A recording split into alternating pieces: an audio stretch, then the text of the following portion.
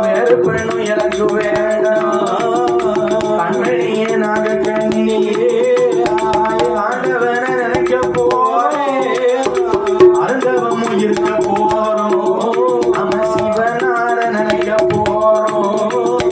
சிறந்த தேவை இருக்க போறோம் குழந்தைக்காக மனதில் எண்ணி குழந்தவமும் இருக்க போறோம் மரடி வேறும் வேண்டியதும்